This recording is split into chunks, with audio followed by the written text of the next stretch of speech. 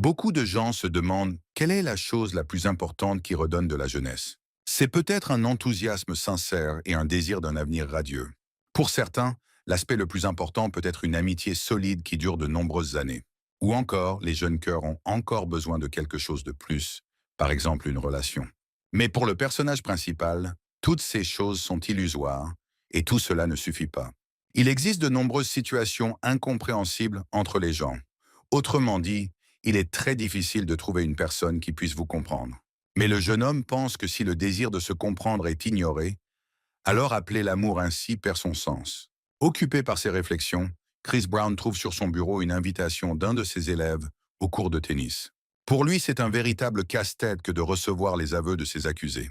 À sa grande surprise, lorsqu'il est arrivé au lieu de rendez-vous, il a vu son élève familière nommée Melinda Spring.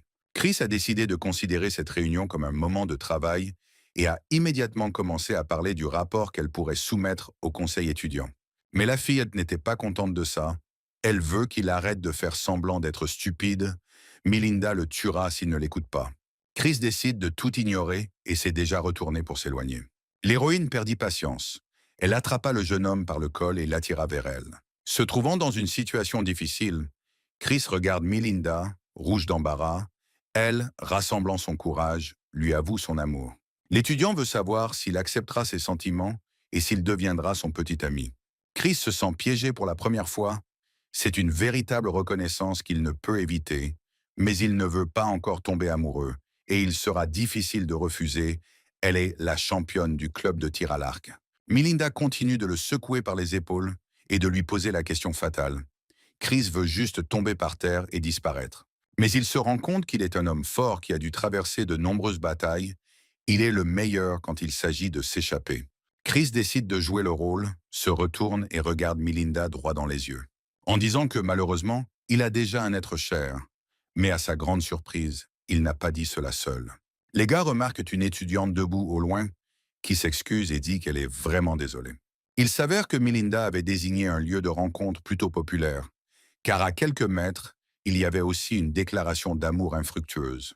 Ayant entendu les mêmes mots de la part d'une fille qui se tenait à proximité, Melinda ne croit pas aux excuses de son amant. Elle exige qu'il lui dise la vérité et qu'il ne s'embarrasse pas d'excuses banales. Chris inspire, s'excuse auprès de Melinda et admet qu'il a en fait des sentiments pour une personne. Claquant sa main sur le banc, la jeune fille n'abandonne pas. Elle veut savoir qui est cet homme. Et si Chris ne le lui dit pas, Melinda lui avouera tous les jours et le fera autant que possible. Voyant l'ambiance sérieuse, le héros ne comprend pas où se retirer et décide qu'il n'y a qu'une seule issue. Il décide qu'il vaudrait mieux mentir et, dans un élan, il crie que cette personne est Ninel Klaus. En entendant cela, Melinda se détendit, disant que si c'était Ninel, alors tout allait bien. Elle ne pense pas que cette fille connaisse Chris, à son avis. Ils ne peuvent pas avoir de relation tous les deux, et son élu va quitter cette école l'année prochaine. Souriant gentiment, Melinda dit que même s'il ne l'aime pas maintenant, elle essaiera certainement de lui plaire à l'avenir. S'enfuyant, elle crie joyeusement qu'elle viendra chercher le jeune homme demain matin. Chris ne comprend pas ce qui vient de se passer. Assis dans son bureau le soir, il ne comprend pas pourquoi ça n'a pas marché pour lui. C'était un refus idéal. Chris est presque sûr que la jeunesse est aussi un problème. Au même moment, la présidente du conseil étudiant, Tana Sinclair, entre dans le bureau. Voyant que le vice-président est toujours là, elle décide de s'asseoir sur son bureau et de découvrir ce qu'il fait ici à tel moment. Il frémit et laisse échapper qu'il est resté pour aider aux affaires du conseil étudiant. Même si dans sa tête, il se demande si elle ne sait pas elle-même qu'il a laissé travailler ici tard. Tana décide de lui dire à quel point il est une bonne personne et lui tend une tasse de café en guise de récompense pour ses heures supplémentaires. Le héros l'ignore, il n'en a pas besoin. Sa mère disait que boire du café le soir était nocif. Affichant un visage innocent, elle n'arrive pas à croire qu'elle était si gentille et apparemment personne ne l'apprécie. Ces mots sont comme une flèche transperçant la tête du vice-président. Il comprend qu'il s'agit d'un renard rusé. Prenant une tasse de café et baissant la tête, il promet qu'il se souviendra certainement de la gentillesse du président. Tana est heureuse d'entendre le vice-président dire quelque chose sur la gentillesse. Elle est sûre qu'il lui rendra l'appareil. Au cours de ses discours, Chris a de nouveau vu une autre lettre d'amour sur la table. Remarquant le regard curieux du jeune homme, Tana veut savoir ce que pense sa collègue des lettres d'amour. Ces mots surprennent Chris. Comment le président peut-il savoir que Melinda lui a écrit une lettre d'amour, ou peut-être que la lettre d'amour a été écrite par Tana et qu'elle a maintenant décidé de venir le lui rappeler? La jeune fille voit que le vice-président ne répond pas à sa question depuis longtemps et décide de la poser à nouveau. De tels saillies sont trop injustes pour le jeune adolescent. Mais à ce moment-là, leur atmosphère intime est interrompue par un coup à la porte et par la question de savoir si le président est là. Mais cela ne l'intéresse pas du tout pour le moment. Et sans entendre de réponse, la fille décide que Chris veut qu'elle le serre encore plus fort dans ses bras. Faisant tournoyer le bouton du chemisier de Chris, elle explique à quel point le vice-président est mesquin. Elle le serre encore plus fort dans ses bras. Chris dit qu'il ne peut plus respirer. L'employé décide néanmoins d'ouvrir la porte et trouve les gars en train de faire une activité très intéressante. Par maladresse, il claque la porte et s'enfuit, tandis que Chris essaie de lui crier qu'il s'est trompé. S'éloignant du vice-président, Tana affiche un sourire satisfait, affirmant que le problème est résolu. Elle décide de s'expliquer qui, sinon le vice-président qui reçoit de nombreuses lettres d'amour, saura la comprendre. Cette information, bien sûr, clarifie beaucoup de choses pour Chris, mais elle n'a clairement pas pensé à sa sécurité personnelle. En sirotant son café déjà refroidi, elle souhaite offrir en retour son parfum au jeune homme. Chris est déjà prêt à se défendre contre ce renard. Il veut savoir ce qu'elle va faire. Tana lui attrape les mains et veut savoir pourquoi il la regarde comme ça. Est-elle vraiment une pécheresse à ses yeux? La jeune fille prend ses paumes et les amène à son visage pour qu'elle lui couvre les yeux et lui demande de ne pas regarder. Et il dit que s'il ose jeter un coup d'œil, cela pourrait provoquer une véritable tempête sanglante. Effrayé, le personnage principal décide même de se détourner, tandis que derrière lui, la jeune fille attachait ses cheveux en queue de cheval et commençait à enlever sa chemise. Ensuite, Tana ouvre sa jupe et Chris entend quelque chose de léger tomber sur le sol. Il ne comprend pas ce que faisait le président là-bas. Quel était ce bruit étrange qu'il a entendu? La dernière étape consistait à changer de chaussures. Tana demande d'un ton ludique s'il sait quel était ce bruit. Le vice-président commence déjà à s'emporter et en ce moment, une main de femme le tire à nouveau par le col de sa chemise. Elle le retourna sur la chaise et lui dit que maintenant, il peut ouvrir les yeux. Tana s'exhibe devant Chris et veut savoir ce qu'il en pense, si la robe lui va. En voyant tout ce spectacle, le jeune homme répond qu'elle est belle, mais il se demande pourquoi elle change encore de vêtements au bureau, car quelqu'un pourrait la voir. La présidente s'éloigne et se met à rire. Elle s'excuse et explique qu'elle est pressée, qu'elle dîne chez elle aujourd'hui, donc elle ne sait pas quoi faire. Mais à noter, elle n'a pas changé de vêtements au bureau. Cette robe peut être pliée pour qu'elle rentre dans un uniforme scolaire. Alors elle enlève simplement son uniforme, et ce faisant, elle commence à démontrer comment elle l'a fait, et Chris commence à agiter ses mains et à lui demander d'arrêter et de ne pas continuer à expliquer. Pour ne pas paraître impoli, le jeune homme dit qu'elle a mentionné un dîner et que, pour une raison quelconque, elle n'est pas pressée d'y assister. Mais Tana se souvient alors du bouton déchiré sur la chemise du vice-président. Elle s'assied sur ses genoux et pose ses mains sur le cou de Chris, disant qu'il est très négligent en tant que membre du conseil étudiant, que c'est une erreur de laisser sa discipline et son bouton exposé comme ça. La jeune fille attache soigneusement la cravate avec son épingle à cheveux, jusqu'à ce que le héros ne comprenne pas quand son bouton a réussi à se détacher. Ayant terminé, Tana se prépare à partir et dit en guise d'adieu qu'il s'agissait d'une récompense supplémentaire pour le vice-président pour avoir volontairement accepté de faire des heures supplémentaires. Après toute cette expérience, le pauvre étudiant ne peut tout simplement pas surmonter son enthousiasme et s'accroche à sa cravate. En longeant le couloir, Tana estime que cette soirée a déjà été une réussite, qu'elle l'a enfin eue. Laissé au bureau, Chris se demande de qui vient la deuxième lettre, si le président n'y est pour rien. Dans cette lettre, la jeune fille l'invitait après l'école dans un café voisin et laissait même une signature Ninelka. Voyant cela, le jeune homme se demanda si la reine de leur école lui avait réellement écrit « Si vous croyez à l'horoscope d'aujourd'hui, alors peut-être qu'une autre reconnaissance l'attend. » Déjà assis dans un café, Chris décide de briser le silence gênant et de découvrir si Miss Ninel le cherchait. En feuilletant le livre, elle dit mystérieusement que Melinda est venue la voir aujourd'hui. Mais maintenant, ce n'est pas la chose la plus importante pour elle. Le plus important est que Chris l'aime bien. Et puis Melinda lui a expliqué en détail ses défauts et les raisons pour lesquelles elle et lui ne pouvaient pas être ensemble. À cause de ces mots, Chris s'est même étouffé avec son thé. Ninel veut savoir si tout va bien pour lui. Le jeune homme s'éclaircit la gorge et, disant qu'il va tout à fait bien, essaie de lui expliquer que ce n'est pas ce à quoi elle pense. La jeune fille suggère qu'il l'a simplement utilisée comme excuse pour refuser Melinda. Chris s'incline devant elle et il est incroyablement heureux. Le jeune homme la remercie pour sa compréhension. Il se penche encore plus bas et s'excuse d'avoir utilisé ce qu'il aime comme excuse. En fermant le livre, Ninel le regarde et lui demande s'il sera son petit ami. Chris ne comprend pas qu'il est dans la matrice et veut savoir si la fille plaisante avec lui. Mais elle est très sérieuse, mais elle veut qu'il se fasse passer pour son petit ami. Cela sera bénéfique pour eux deux, puisque Melinda, même après avoir entendu son refus, n'a pas abandonné, s'ils font semblant. Alors c'est une façon de faire abandonner les autres, mais Chris a peur que cela puisse pousser d'autres personnes. Mais Ninel, en soupirant, dit que sa situation est bien plus compliquée que la sienne. Elle est sur le point de partir et dit au revoir, ce n'est qu'une proposition, et demande de ne pas trop s'en inquiéter, mais d'y penser. La fille promet de le rencontrer ici demain, et elle attendra une réponse de sa part. Le lendemain matin, allongé dans son lit, Chris, pendant son sommeil, entend la sonnerie d'un réveil et les pas de quelqu'un qui s'approche de lui. La jeune fille grimpe prudemment sur son lit et s'approche du visage du protagoniste. Sentant quelque chose appuyer sur sa poitrine, Chris décide finalement d'ouvrir les yeux et aperçoit sa sœur en costume de chat devant lui. Le jeune homme sursaute de surprise et lui demande pourquoi elle est encore habillée ainsi et ce dont elle a encore besoin. La fille lui s'avère malheureuse car la nuit dernière, elle s'est couchée sans bain et maintenant, elle sent mauvais. Chris s'excuse d'avoir causé un tel désagrément à sa petite sœur.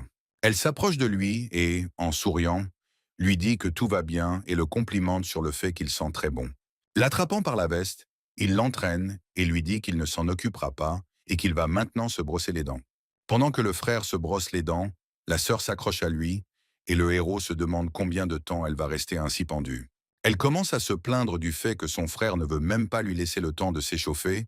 Son frère commence à crier qu'elle ne devrait pas dire des mots aussi trompeurs. Leurs cris pouvaient être entendus même dans la rue. Mais au lieu des querelles matinales, la petite sœur décide de remercier son frère et lui prépare le petit déjeuner avec amour. Chris essaie les œufs brouillés et la fille dit qu'elle est sûre qu'ils se sont avérés incroyables aujourd'hui. Alors qu'il termine sa prochaine bouchée, il décide de demander à quelle fréquence les gens se confessent à sa sœur à l'école. Cette question choque la fille, elle dit que cela se produit réellement. Chris lui prend la main et lui demande de lui dire comment elle répond habituellement aux fans et que faire si l'autre personne n'abandonne pas, même après son rejet. En rougissant un peu, elle répond toujours qu'elle a un petit ami. Et s'il ne la croit pas, alors elle montre une photo de son frère. Elle libère sa main et veut qu'il se dépêche, car ils sont déjà en retard à l'école. Et Chris pensa que ce que Ninel suggérait était peut-être le seul moyen efficace. En même temps, Melinda attend son amant et se demande pourquoi il n'est pas encore venu. Mais soudain la porte s'ouvre et Chris apparaît derrière elle. Voyant la fille, il est surpris qu'elle soit vraiment venue. La voyant en tenue de club de tir à l'arc, il décide de s'enfuir, craignant qu'elle ne soit venue de force pour régler l'affaire avec les aveux rejetés. En regardant son fiancé avancer de plus en plus loin, la jeune fille le rattrape et le pose par terre. À ce moment, Chris pense à quel moment sa vie a commencé à se transformer en une comédie romantique. Melinda l'entraîne et le jeune homme veut savoir pourquoi elle l'entraîne et comment la jeune fille envisage de leur organiser un rendez-vous. Mais soudain, au loin, ils remarquent une étrange compagnie de personnes. Au centre de cette réunion se trouve un jeune blond. Voyant Melinda, il sourit et commence à lui faire signe. Mais il semble que l'étudiante n'aime pas vraiment ça, et son visage change immédiatement. Et Chris veut savoir qui est ce type. Melinda se retourne brusquement et, avec des exclamations d'admiration, s'adresse au héros comme s'il était son bien-aimé. Elle lui prend la main et le remercie de l'avoir accompagné, et lui demande à cause de la chaleur intense d'attendre dans les coulisses. Chris demande pourquoi elle a changé si soudainement. Il s'est même senti mal à l'aise. À voix basse, la jeune fille commence à menacer le jeune homme. S'il ne joue pas avec elle, le club de tir le prendra et l'utilisera en otage comme cible d'entraînement. S'enfuyant, elle demande à s'occuper de son sac à main pendant qu'elle se prépare. Chris ne peut qu'accepter ses menaces et ses demandes. Un jeune homme blond a regardé tout cela et, voyant tout cela, décide de dire au revoir à ses fans. Il s'est approché de Chris et lui a demandé s'il était vice-président de l'école polytechnique de Tsikal. Le jeune homme lui tend la main et se présente sous le nom d'Ashten Ram. Il avait déjà entendu parler de Chris par Melinda et ne pensait pas qu'il pourrait entrer en collision. Il remarque que pendant que le jeune homme accompagnait la fille, elle lui a causé beaucoup de problèmes. Mais comme c'est lui qui a invité Melinda, après la réunion, il la reprend lui-même pour que Chris ne se dérange pas. Le personnage principal pense que tout cela n'est qu'une grosse manipulation, mais Ashton continue de le renvoyer, disant que s'il n'est pas intéressé à regarder le spectacle, il peut revenir, et il expliquera alors tout lui-même à Melinda. Chris écarte les mains, s'éloigne un peu, dit qu'il a reçu une invitation du syndicat étudiant, et quant à savoir qui accompagnera Miss Spring, cela n'a rien à voir avec lui. Et en conséquence, Ashton aussi dit froidement au revoir à sa nouvelle connaissance. Cela amuse M. Ram et surtout, il n'a rien à craindre. En regardant cet échange, Melinda éclate de sourire. La performance continue.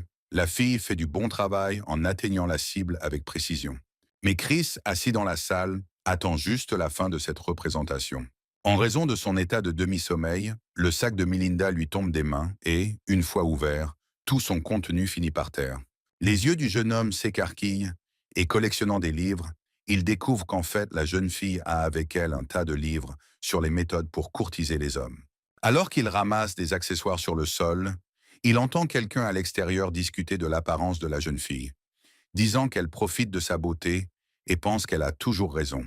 En regardant dehors, Chris voit Ashton écouter une fille qui propose de donner une leçon à une fille sûre d'elle. Les fans se rapprochent de plus en plus de leur idole et affirment que la gifle qu'il a reçue n'est pas du tout une bagatelle.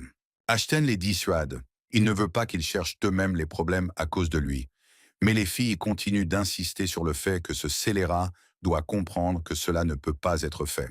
Inaperçue, Melinda s'approche de Chris et elle veut savoir ce qu'il fait ici.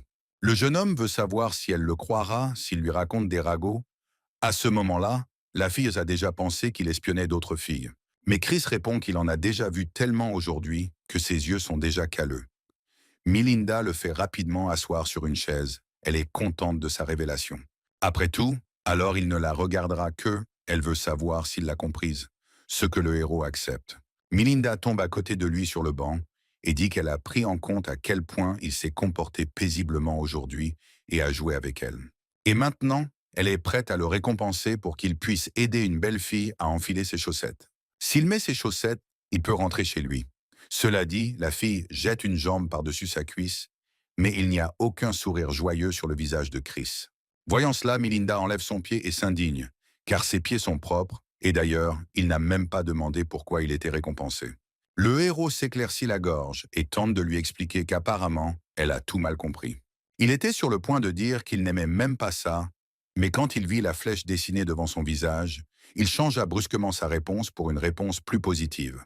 Le jeune homme sort docilement ses vieilles chaussettes de son sac et les enfile solennellement à Melinda. S'asseyant à côté de lui, il dit que mettre des chaussettes à une belle fille est en fait un grand honneur pour lui. Miss Spring est heureuse qu'il comprenne cela. Elle s'appuie un peu sur son épaule et dit qu'aujourd'hui, elle veut vraiment le remercier de l'avoir accompagné. Chris veut savoir si lui et Ashton Ram se connaissent vraiment aussi bien. En entendant cela, la jeune fille sauta même de son siège, se demandant si son amant était jaloux d'elle. Elle dit qu'hier, elle a rencontré Ashton, un membre du club de tir d'une autre école. Elle ne lui a jamais vraiment parlé, mais il lui a demandé pourquoi elle était toujours là si tard. Et hier, quand la représentation a été annoncée, il a commencé à la harceler. Il était persuadé qu'elle restait tard pour l'attendre. C'est pour cela qu'elle l'a giflé. Elle ne sait pas ce qu'il a dit aux autres. Mais aujourd'hui, lors du spectacle, beaucoup étaient mécontents de sa présence. Chris comprend ce qui se passe. Les gens discutent de tout ça dans son dos. Il veut lui dire autre chose. Mais à sa grande surprise, il s'aperçoit que la jeune fille s'est endormie paisiblement sur son épaule. Il prend son visage entre ses mains et, le rapprochant de lui, essaie de comprendre si elle fait semblant de dormir ou non. Pensant qu'elle s'est vraiment endormie, il baisse la tête sur la mallette et s'apprête à partir. Mais lorsqu'il entend derrière lui une voix féminine familière crier son nom, il s'arrête et Melinda se précipite vers lui. La fille est en colère. À son avis, Chris ne comprend absolument rien au cœur des filles. S'il a remarqué que la fille dormait profondément, ne devrait-il pas la prendre et la ramener à la maison? Le jeune homme sourit maladroitement et veut savoir quelle est cette histoire tirée d'un magazine féminin. Melinda se fige sous le choc silencieux. Est-ce vraiment son élu qui a ces magazines? Après avoir traité Chris d'imbécile, elle se retourne et dit qu'elle rentrera chez elle pour changer de vêtements. Et elle lui dit de retourner seule à l'école, mais pour le héros, ce n'est pas du tout un problème. En revenant, le jeune homme pense que, malgré le fait qu'Ashton a trompé ses filles, il a honte de lui. Pour une raison quelconque, il doit lui-même, à tout prix, empêcher les plans de ces trois contre Melinda. Mais pour une raison quelconque, il était hanté par le sentiment que quelque chose n'allait pas. Lorsqu'ils se sont rencontrés, il s'est comporté de telle manière que Chris partirait le plus tôt possible, probablement pour laisser libre cours à ses fans. Pendant ce temps, les filles s'étaient déjà rencontrées, et le chef a demandé à Melinda si elle savait ce qui se passait. La jeune fille n'a même pas eu le temps de vraiment dire quoi que ce soit avant qu'une gifle lui tombe au visage. L'adversaire dit que ce coup était destiné à la tête d'Ashton. En frottant sa joue rouge, la jeune fille répond que les déchets aiment généralement s'accumuler en tas. Le rival l'attrape par la chemise et commence à la secouer, lui demandant qui d'autre est un déchet ici. Melinda dit que, bien sûr, elle pense à eux et à Ashton. Ils ne sont tous qu'un tas de saleté. La jeune fille se jette à nouveau sur la femme impudente et lui crie de fermer la bouche. Mais le coup n'a pas eu lieu, car Chris est apparu derrière elle et lui a attrapé la main. Il regarde les filles et veut savoir si elles aiment vraiment être contrôlées. La fille se dégage de son emprise et le gifle également au visage, criant qu'elle et Ashton sont liés par l'amour et qu'il ne devrait pas s'en soucier. Chris la regarde avec mépris et froideur, tandis que Melinda veut savoir s'il va bien. Elle court et lui prend la main, disant qu'il n'est responsable de rien, mais qu'il devrait partir. Après avoir écouté Melinda, il la prend dans ses bras et les invite à partir d'ici ensemble. L'étudiante se presse contre sa poitrine et, versant des larmes, est doucement d'accord avec lui. Le rival est perplexe et crie qu'il ne peut pas partir si facilement. Mais qu'en est-il des représailles? Chris soupire et demande à haute voix à Ashton de sortir. Tout va déjà assez mal, mais s'il le retrouve lui-même, ce sera encore pire. L'ennemi sort et dit qu'il ne s'attendait pas à cela de la part du vice-président et essaie immédiatement de se protéger. Prétendument, ce n'est pas lui qui a commencé tout cela, mais il était simplement de passage.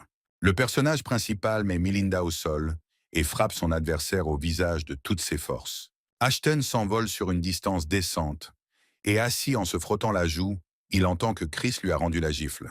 Et il veut aussi que le jeune homme réfléchisse avant de faire quelque chose et prévient qu'il dispose d'un enregistrement des caméras du complexe sportif où on le voit en train de harceler Melinda. Ashton s'incline devant eux comme un chiot. Il promet qu'il n'y aura pas de prochaine fois, tandis que ses fans sont perplexes. Au milieu des cris sur le fait qu'il est un perdant et qu'il ne mérite pas leur amour, Melinda et Chris partent. Les gars ont décidé de faire une pause et Miss Spring apporte à son sauveur un cola glacé à appliquer sur le site du cou. Elle veut également savoir comment il a découvert ce que les filles et Ashton prévoyaient. Chris affirme qu'il les a d'abord retournés contre elle en les faisant paraître pitoyables. Et puis il a voulu se faire passer pour un héros qui a sauvé la belle. C'est une histoire typique d'un manhwa. Melinda note que son héros est suffisamment intelligent pour choisir un scénario différent. La jeune fille annonce que maintenant, s'il est son héros, il doit être responsable d'elle et c'est lui qu'elle suivra. Déjà à la maison en train de faire la vaisselle, il reçoit un message de colère de Miss Spring, lui demandant pourquoi il s'est enfui après le dîner. Chris n'est pas à l'aise avec sa situation, mais s'il ne s'était pas enfui, il serait mort sur place. Sa petite sœur s'approche tranquillement de lui et lui demande pourquoi son frère discute avec une mauvaise fille. Le jeune homme commence immédiatement à le nier et dit qu'il s'agissait d'un message avec une publicité du magasin, mais sa sœur doute de son ton. Et elle veut vraiment voir par elle-même s'il lui dit la vérité, alors elle essaie de lui prendre son téléphone. En fin de compte, elle a quand même réussi à le plaquer au sol et lui a ordonné de garder le silence pendant qu'elle vérifiait. La sœur essaie de déverrouiller le téléphone et découvre que le mot de passe n'est pas son anniversaire. Son frère est en fait un imbécile et a besoin de recevoir une leçon. Elle se lève de Chris et se retournant, dit qu'elle y croit et qu'il s'agit en réalité d'une publicité du magasin. Mais pour l'instant, elle souhaite garder son téléphone et essaie délibérément de le mettre dans sa poitrine pour que son frère n'ose définitivement pas l'enlever. Et apparemment, elle a légèrement surestimé la taille de ses charmes, car le téléphone est simplement tombé au sol. Voyant à quel point sa petite sœur est bouleversée par cet embarras, il l'invite à faire autre chose qu'elle désire. La jeune fille se retourne avec surprise et décide de lui demander à nouveau, ce à quoi elle reçoit à nouveau l'autorisation de faire ce qu'elle veut. Ce n'est qu'au moment où il était déjà allongé sur ses genoux qu'il comprit quel genre d'anxiété incompréhensible régnait dans son cœur. Chris décide de préciser s'ils sont bien frères et sœurs. Sinon, comment pourrait-elle expliquer son passe-temps plutôt étrange? Posant la tête sur le côté, elle lui rappelle qu'il lui permettait lui-même de faire ce qu'elle voulait.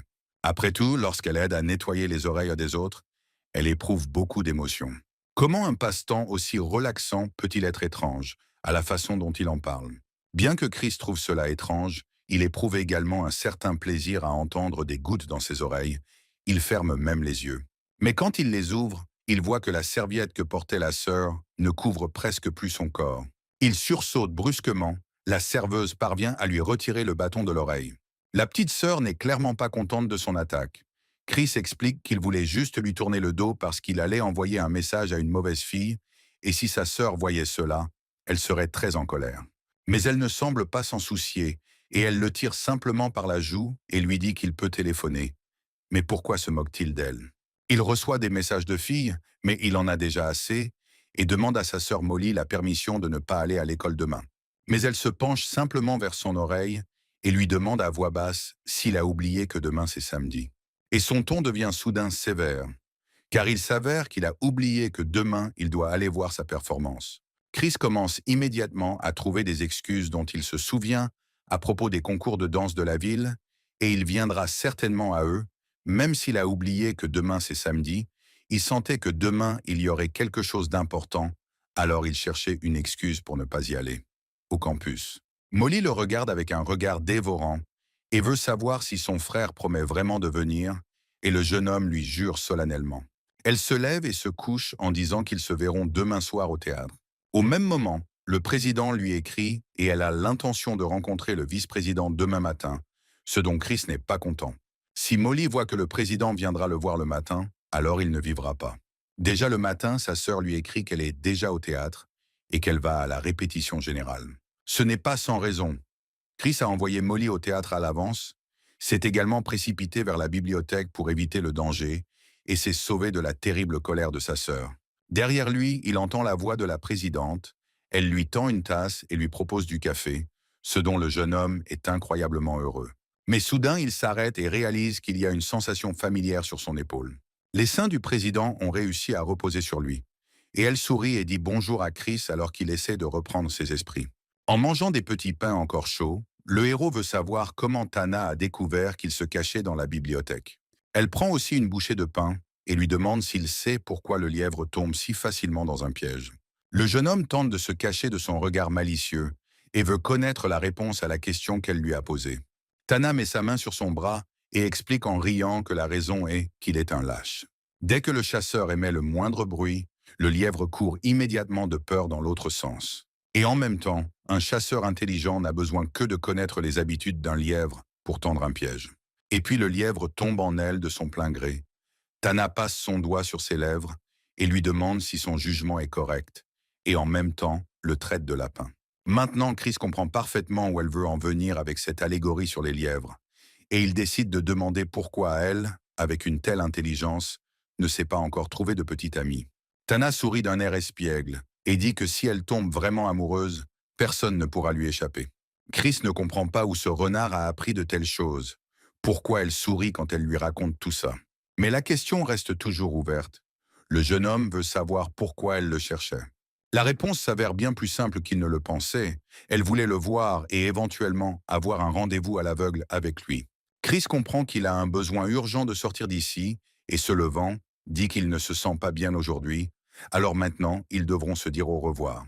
Le renard, comme toujours, n'est pas si simple. Et en plaçant un repose-pied sous la table, il fait tomber le jeune homme. Elle parvient à lui attraper la main et l'attirant vers elle, la pose sur sa poitrine, tout en ayant l'air un peu confuse et en lui posant la question s'il voulait lui attraper la main. Et veut-il vraiment qu'elle crie à pleine voix, ici et maintenant? En se rasseyant à table, Chris ne pense qu'à une chose. Peu importe la façon dont il crie maintenant.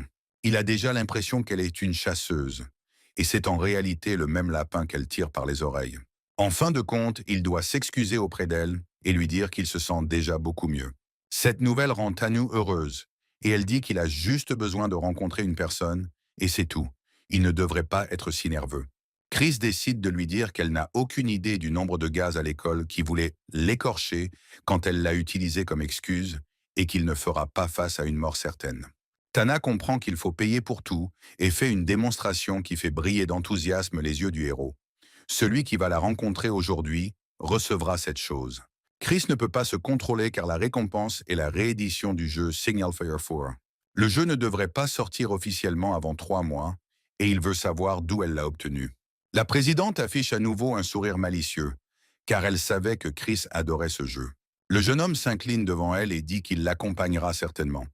Ces mots ne peuvent que plaire à la fille. En marchant dans la rue, Chris veut qu'elle lui parle de cet homme terrible, car le personnage principal a besoin de savoir à quoi se préparer. Tana dit que sa famille est revenue de l'étranger, figure sur la liste des meilleurs entrepreneurs du monde, fait des affaires avec sa famille, et lors du dernier banquet, leurs parents ont trop bu et ont dit qu'ils étaient déjà en âge de faire connaissance. Lui mieux. Cela s'est déjà produit, mais maintenant qu'elle doit définitivement refuser, Chris se demande pourquoi ne pas regarder de plus près le jeune homme. Mais cela n'arrivera pas. Tana embrasse à nouveau le héros, racontant à quel point Chris est intéressant et qu'elle n'a pas encore assez joué avec lui. Le vice-président ressemble désormais davantage à une tomate et dit maladroitement qu'il ne comprend pas pourquoi le président dit toujours des choses aussi étranges. Soudain, les gars entendent quelqu'un appeler Tano, disant qu'il ne s'attendait pas à une telle rencontre. Cette personne s'est avérée être Ninel. Chris a immédiatement voulu savoir ce qu'elle faisait ici.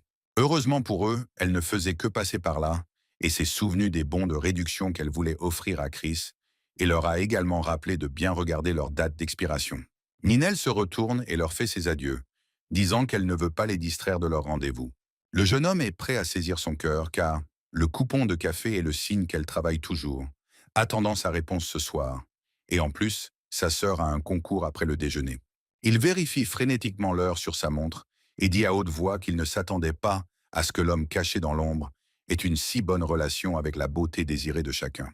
Il regarde Tania pendant quelques secondes et lui attrape résolument la main et l'entraîne vers l'avant, disant qu'ils ont un rendez-vous à l'aveugle en ce moment. En arrivant au lieu de rendez-vous, ils aperçoivent un jeune homme qui reconnaît Tanu et veut comprendre qui l'a accompagné. Mais la fille n'arrive même pas à reprendre son souffle pour tout expliquer, puisque Chris courait trop vite. Elle pouvait à peine le suivre.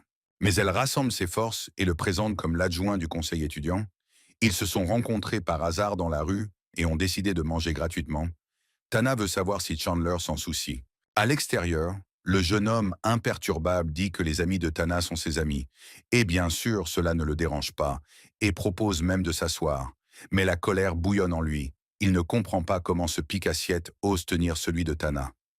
Main. En ajustant les liens de ses sandales, la jeune fille pense à quel point le député est idiot. Il est évident qu'il est allé avec elle se cacher derrière elle comme bouclier. Et maintenant, à sa grande surprise, cela ne le dérange même pas de parler à son rival. Elle décide d'interrompre leur conversation et suggère à Chris de prendre une petite collation.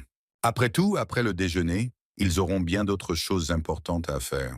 Une veine sur le front de Chandler commence à se gonfler. Voyant à quel point les gars sont assis à proximité, et le gars impudent sait même que c'est son rendez-vous, il décide de prendre l'initiative et invite Chris à prendre un petit verre et à discuter, puisqu'il ne le connaît pas encore très bien. Chandler, parlant à son interlocuteur du délicieux vin de dessert que propose ce restaurant, glisse discrètement son portefeuille dans sa veste. Le vice-président est gêné parce qu'il ne sait pas vraiment boire, et l'ennemi insiste sur le fait qu'il va juste essayer et que rien de mal ne lui arrivera.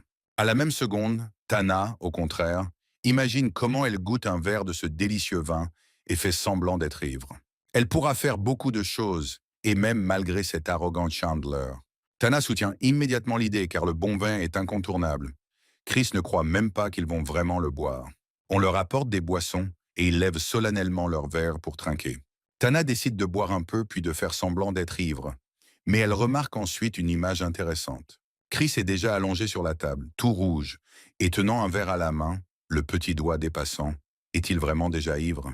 Chandler dit que tout est de sa faute. Pourquoi a-t-il proposé de boire et promet d'aller payer la facture, puis de renvoyer Chris chez lui, et lui et Tana pourront prendre leur retraite ailleurs. Mais la fille serre déjà dans ses bras le jeune homme mou et demande à Chandler de ne pas parler comme ça. Elle n'était pas d'humeur à communiquer avec lui auparavant. Le jeune homme va payer la facture et Chris se serre encore plus près de Tania, lui disant à quel point elle sent bon. Cela commence même à dérouter la fille et le héros veut savoir si elle peut se relever toute seule. Comme il semble incapable de le faire, Tana l'aide à se relever. Soudain, le portefeuille de Chandler tombe de la poche de Chris, juste au moment opportun où le jeune homme crie à tout le public que s'ils ont vu son portefeuille, ils ne le trouvent pas. Chandler retourne à la table et récupère son portefeuille, disant qu'il se demandait pourquoi il n'avait pas pu trouver son objet. Mais il s'est avéré que Chris Brown l'a volé en secret. Continuant à donner des conférences, il mentionne que le vol est un crime et qu'ils doivent obéir aux lois ensemble. Le personnage principal ne comprend toujours pas ce qui se passe et propose de se payer si son portefeuille lui est volé. Mais Chandler n'en a pas besoin, puisque son adversaire continue de se ridiculiser, alors il appellera simplement la police et la laissera s'occuper de lui. Tanya n'aime pas de telles conversations et elle lui demande d'arrêter, et s'il continue le spectacle, elle commettra un véritable crime. Le jeune homme sourit et dit qu'elle a vu elle-même comment son portefeuille est tombé de la veste de Chris. Il lui semble que ce genre de gars ne lui convient pas. Il n'eut pas le temps de finir ce qu'il voulait, car des éclaboussures de vin rouge lui tombaient déjà au visage. Tana lui demande s'il a repris ses esprits et terminé sa prestation. Mettant le pied sur la table avec défi, elle veut savoir pour qui il se prend. Elle ne se soucie pas de ses sales tours et de ses paroles envers sa famille, tant qu'il ne s'immisce pas dans sa vie. Tana pointe Chris du doigt et prévient que si Chandler ruine son avenir, elle ne le supportera pas. C'est bien qu'elle ait vu à travers plus tôt, sinon demain, il y aurait encore un pilier en béton sous le pont. Sentant des gouttes de vin couler sur son front et serrant les dents de colère, Chandler dit qu'il l'a comprise. Tana serre doucement Chris dans ses bras et lui demande de demander, car tout cela est arrivé par sa faute. Après avoir quitté cet endroit miteux, il décide de souffler un peu sur un banc de parc. Chris commence progressivement à reprendre ses esprits. Ouvrant les yeux après son sommeil, il veut savoir quelle heure il est. En apprenant qu'il est déjà 4 heures, il se lève brusquement et se rend compte avec horreur qu'il est en retard pour le spectacle de sa sœur. Mais à sa grande joie, Tana admet qu'elle l'a trompé. Elle rit même du fait qu'elle comprend maintenant comment Chandler a pu le piéger si facilement. Chris ne comprend pas très bien ce qui s'est passé exactement. Mais la jeune fille lui conseille de ne jamais faire confiance à ceux qui portent des masques et sourit, y compris elle. S'étant un peu détendu, le jeune homme, encore un peu ivre, remercie Tanu. Le président dit que dans ce cas, en guise de gratitude, il devrait se rendre. Ces mots semblent rendre Chris sobre, et il dit qu'il doit de toute urgence courir vers le spectacle de sa sœur. Mais Tana le rattrape, lui prend à nouveau le bras, lui dit qu'il en est ainsi et lui propose de prendre le métro. Le héros tente de s'en sortir en disant qu'il n'a qu'un seul carton d'invitation. Mais la présidente ne serait pas elle-même si elle n'était pas prête à tout. Elle sort 2 tickets VIP entiers. Chris veut savoir d'où elle les a obtenus. Il s'avère qu'elle a besoin des billets pour leur prochain objectif commun, et son père les lui a donnés. Elle veut encore une fois s'assurer qu'ils iront définitivement ensemble, et comme elle n'a laissé aucune place à la retraite, Chris est d'accord avec elle. En marchant dans l'allée, le jeune homme veut savoir s'il est nécessaire de le tenir par la taille, ce à quoi le renard lui rappelle qu'il est encore ivre. Après un certain temps de chemin, Tana lui demande de s'arrêter car ses pieds sont fatigués à cause des talons. Sans hésiter, elle enlève directement ses sandales et se retrouvant pieds nus, dit que ce sera beaucoup plus facile pour elle. Remarquant le regard surpris de Chris, elle décide de lui demander de manière ludique où il regarde et si son adjoint a des passe-temps secrets. Assise dans la salle de théâtre, Tana se rend compte avec tristesse qu'elle voulait en savoir plus sur les passe-temps secrets du vice-président, mais ne s'attendait pas à ce qu'il s'inquiète tellement pour ses pieds nus qu'il lui donne ses chaussures. Elle remarque que le jeune homme est assis plus sombre qu'un nuage et que tout son corps est tendu à cause de la tension. La jeune fille lui donne un coup sur la joue et lui conseille de ne pas être nerveux, car c'est sa sœur sur scène, pas lui. Mais il se lève brusquement et montre la scène en criant le nom de sa sœur. Mon frère a remarqué que pendant la danse, le lassage de sa robe commençait à se défaire et exposait déjà une partie de son corps. Molly est immédiatement perdue et arrête simplement de danser par honte. Personne ne comprend comment cela a pu arriver. Assise dans la loge, Molly entend une autre équipe de danse annoncée comme gagnante. Finalement, son frère a pu la rejoindre, a couru dans la pièce. Il lui a demandé depuis le seuil si elle allait bien. La petite sœur se jette dans ses bras pendant qu'il lui demande pourquoi elle est assise seule ici. La jeune fille en larmes admet que tous ses efforts ont été vains. Tana se dirige également vers le vestiaire et commence à tapoter la tête de Molly en disant qu'elle était au top et toutes les questions ne concernent que le costume.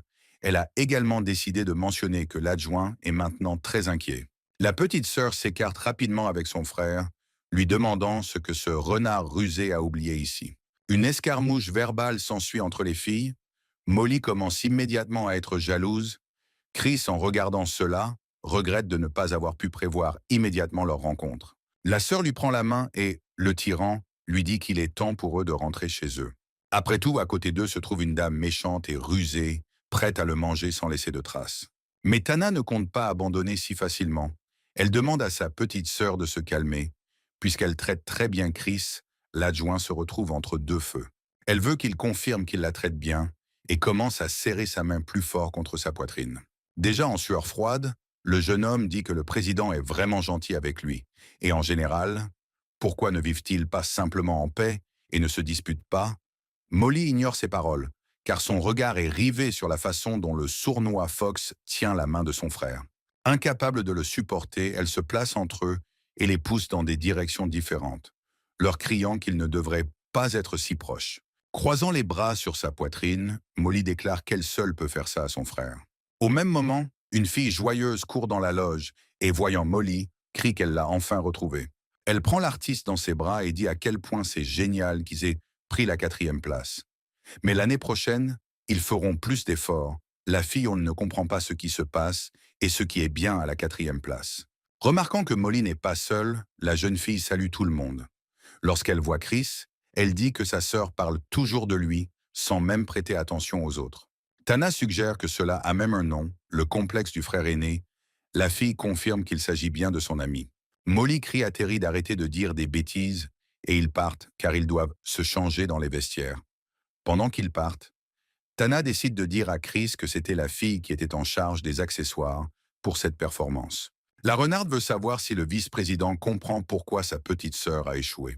Molly prévient son frère de l'attendre pendant qu'elle se change. Les paroles de Tana ne laissent pas Chris tranquille, car elles semblaient tout à fait raisonnables. Elle est sûre que Terry a gâché le costume, car étant membre de l'équipe, elle n'était pas ennuyée par la perte, mais au contraire, elle était très heureuse. Ce n'est pas un péché de soupçonner que quelque chose n'allait pas. Mais il doit découvrir lui-même le motif de sa concession. Sa tête est tourmentée par des questions. Et Terry, remarquant l'état dépressif du jeune homme, veut savoir s'il est bouleversé par la performance de Molly. Il se retourne et est d'accord avec elle, car sa sœur a travaillé sans relâche pendant 6 mois et a finalement pris la 4e place. S'asseyant à côté de lui, le héros, comme par hasard, décide de demander si Terry a bien vérifié le costume de sa sœur, ce qui surprend la jeune fille. En bégayant, elle commence à dire que les costumes de danse ont été soumis à un contrôle très approfondi. Elle ne sait pas comment cela a pu arriver. Peut-être que la lumière vive sur la scène était si chaude que les fils ont commencé à fondre. Chris se rend compte que quelque chose ne va vraiment pas ici, et à ce moment-là, il reçoit un appel de Melinda. Une fois arrivé chez elle, la jeune fille se demande s'il est déjà mort et pourquoi il ne répond pas à ses messages. Le héros rapporte qu'il est maintenant au théâtre, ce qui provoque immédiatement une réaction négative chez Melinda. Elle a déjà réussi à imaginer qu'il y était allé avec une autre fille. Pendant l'appel, Chris a une idée et il décide d'agir immédiatement, dit-il, pour que Terry puisse clairement entendre qu'il y a des caméras de vidéosurveillance dans les coulisses. Puis il commence à agir comme s'il lui disait qu'ils ont un enregistrement. Et ainsi de suite. Ils ont été frappés par un lycéen. Melinda ne comprend pas du tout de quoi parle Chris. Elle veut savoir si le jeune homme est sain d'esprit. Mais il ne s'arrête pas, mais continue de jouer ce rôle, leur disant de l'attendre et qu'il sera bientôt là, et leur ordonne d'appeler la police si nécessaire. Terry ne peut pas le supporter et lui crie d'arrêter, et bien sûr elle attrape même sa manche. En pleurant, elle admet qu'elle a piégé son ami et que cet échec est de sa faute. Melinda, après avoir écouté l'intégralité de ce monologue, pense déjà que la police utilise ce mot de passe et que Chris Brown a peut-être été kidnappé. En sortant du bain, elle se réjouit que ce soit enfin à son tour de sauver la belle. Cependant, si elle agit seule, elle risque elle-même de tomber dans le même piège. Chris découvre enfin les véritables motivations de Terry. Il s'avère que Molly a juré qu'elle arrêterait de danser si elle remportait le prix. Et pour qu'elle continue à danser, la costumière a décidé de ruiner son tutu, la jeune fille le confirme. Elle demande à Chris de lui demander, car elle voulait juste que sa sœur continue à danser. Le personnage principal commence à avoir mal à la tête à cause de toutes ces informations. Terry arrive et veut savoir s'il veut que Molly croie dans son rêve et continue de danser. La jeune fille commence à crier à quel point elle adore sa sœur et sa détermination, alors elle est prête à tout faire pour la soutenir. Et au milieu de son discours enflammé, elle révèle que Molly a décidé d'arrêter de danser à cause de lui. Parce que le frère qui fait de son mieux, le frère qui fait de gros efforts, quoi qu'il soit, la sœur le suit toujours. Et afin de suivre son frère et de prendre davantage soin de lui, Molly a décidé d'arrêter de danser. Son cœur appartient à son frère. Même lorsqu'elle a rejeté Terry, elle lui a montré une photo de Chris comme raison du rejet. Cette conversation a laissé un lourd arrière-goût dans l'âme du personnage principal. Avant de partir, la jeune fille lui a demandé si Molly arrêtait de danser, serait-il capable de rester calme. De retour chez lui, il la porte sur son dos et l'invite à faire une sieste si elle le souhaite. Mais la jeune fille refuse, car si elle s'endort, elle ne pourra pas tenir le parapluie, et alors son frère sera mouillé. Chris décide de lui demander si elle a vraiment décidé d'arrêter de danser et si elle regrettera sa décision dans sa vieillesse. Molly est surprise de voir comment il a pu savoir cela, car elle ne lui a rien dit de tel, mais il dénonce Terry, qui lui a tout dit. La sœur rougit et dit que ce n'est pas vrai, jusqu'à ce qu'elle surpasse cette fille et devienne la fierté de son frère. Elle n'abandonnera pas. Maintenant, les pensées de Chris analysent qui est la fille avec laquelle sa sœur est en compétition. Le temps ne change jamais rien. Il nous observe seulement de côté, en silence. 2 années ont passé et Chris ne s'inquiète plus de son départ. Mais ses émotions resteront à jamais gravées dans sa mémoire. C'est pour cette raison qu'il ne veut plus entendre aucun aveu. Sa sœur remarque son état d'affaissement et commence immédiatement à lui pincer la joue, se demandant si son frère pense encore à cette mauvaise fille dont elle a parlé avec désinvolture. Chris refuse et dit que cela ne peut pas être le cas. Il ne pense maintenant qu'à ce qu'ils auront pour le dîner. Mais Molly a encore des doutes. Le frère dit que choisir des danses pour la surpasser est trop enfantin. Sa petite sœur est vraiment trop jeune. Molly rougit et essaie de dire calmement que ce n'est pas seulement à cause d'elle. Son frère ne se souvient-il pas de la façon dont il a parlé de l'œuvre de sa vie? Chris ne comprend pas au début de quoi elle parle. Mais soudain, il se souvient qu'à une certaine époque, il était le mentor de sa sœur lorsqu'elles étaient petites. Un jour, il regardait sa série de super-héros préférés et sa sœur accourut vers lui pour lui demander de jouer avec elle. Mais en même temps, maman appelle Molly pour se préparer pour le cours de danse. Une pensée intéressante vient à l'esprit du petit Chris. Il dit à sa sœur que la danse devrait devenir l'œuvre de sa vie. Voulant se débarrasser de cette petite chose et, après s'être souvenu de quelques phrases d'adulte, il l'a forcée à aller au bal. Mais le jeune homme ne peut même pas imaginer que ces mots deviendront une devise pour elle dans la vie et qu'elle commencera à danser avec diligence. Molly commence à se demander si son frère a vraiment oublié ses instructions. Et il ne se soucie pas du tout de sa petite sœur. Chris rit, bien sûr qu'il n'a pas oublié. Ce sont ses mots préférés du premier épisode de son émission de super-héros préférés. Leur conversation est interrompue par le rugissement d'une voiture derrière eux. Les phares brillants frappent dans leurs yeux et une voiture qui passe à côté d'eux roule rapidement dans une flaque d'eau. Molly veut se mettre en avant pour protéger son frère de ses éclaboussures. Mais l'aîné ne le lui permet pas et s'expose au contraire aux coups. Déjà à la maison, la fille blâme son frère. Elle avait un parapluie et il s'est tourné droit vers toutes les éclaboussures. Elle est mécontente qu'à chaque fois, il essaie de sauver tout le monde de problèmes inutiles. C'est pareil avec la danse. À chaque fois, fatigué après ses cours, il va toujours à sa rencontre. Molly admet que de tout son cœur, elle veut prendre soin de son frère. Mais au lieu de cela, elle lui donne des ennuis. C'est pourquoi elle a dit à Terry qu'elle veut arrêter de danser. Chris prend doucement son visage et dit que lorsqu'il est devenu son frère, il a immédiatement réalisé qu'il devait prendre soin d'elle. Il continue de tapoter la tête de Molly, disant qu'elle ne peut pas arrêter de danser. Aujourd'hui, elle a pris la 4e place, mais elle doit absolument surpasser cette fille. La sœur commence à crier après son frère parce qu'il a passé toute la journée avec le renard, et maintenant, en utilisant des astuces, Chris rit et dit « N'est-ce pas elle qui a déclaré que le travail de sa vie était de surpasser sa rivale ?» Mais Molly s'est déjà rapprochée de lui et lui propose de l'aider à sécher, puisqu'il est tout mouillé. Chris essaie de refuser, mais sa sœur lui demande de ne rien dire de bêtises et le jette même sur le canapé. Molly commence à lui chatouiller le ventre sous sa chemise et des coupons s'envolent de ses poches, alors qu'il tente de se sortir de cette torture. En les voyant, il se souvient qu'il avait complètement oublié le rendez-vous avec Ninel. Il se prépare rapidement et se rend au lieu de rendez-vous. Heureusement là, il trouve la fille en train de lire un livre. Elle lui demande depuis la porte s'il a résolu le problème. Chris est dans la stupeur. Comment savait-elle qu'il serait retardé, ce à quoi Ninel lui montre le téléphone, où Melinda a déjà dit à tout le monde qu'il avait été kidnappé. La jeune fille dit que Miss Spring lui a demandé si elle devait appeler la police. Mais elle l'a arrêté. Le jeune homme comprend qu'une inquiétude excessive entraîne également une inquiétude excessive. Et s'il ne résout pas les problèmes maintenant, il y en aura encore plus à l'avenir. Ninel veut enfin savoir quelle décision il a prise en réponse à sa proposition. Tôt le matin, alors qu'il marche dans le couloir, Chris tombe sur Melinda qui l'attend. Il est choqué et veut savoir à quelle heure elle s'est levée et pourquoi elle est venue ici si tôt. Mais la fille fait semblant de ne pas comprendre de quoi il parle. Ils se sont rencontrés par hasard. Et depuis qu'ils se sont rencontrés, elle a besoin de savoir ce qu'ils ont fait avec Ninel hier soir. Et quand elle l'a retrouvé, et aussi pourquoi il n'a pas décroché le téléphone. Le héros aimerait éviter cette conversation et a donc simplement répondu qu'ils avaient discuté de certaines choses avec elle et rien de plus. La fille recule et commence à fouiller dans son sac, disant qu'hier, elle a tout deviné elle-même, parce que Chris est tellement passif et que cela convient probablement à ses passe-temps. Alors elle lui a préparé ça. Melinda sort le bondage et les menottes de son sac. Et puis il invite de manière décisive le jeune homme à essayer tout cela. Le héros n'a aucune idée de l'endroit où elle a appris toutes ces choses. Melinda sort un manuel érotique et dit qu'elle a appris la majeure partie d'ici, mais qu'elle a compris tout le reste elle-même. Incapable d'écouter tout cela, et encore moins d'y participer, Chris s'enfuit de là. Mais Melinda ne pense même pas à le laisser seul, et le poursuit pour voir s'il n'a vraiment pas envie d'essayer. Ninel les remarque par la fenêtre qui les rattrape. Chris essaie de lui dire qu'il est de service aujourd'hui et qu'il doit y aller de toute urgence.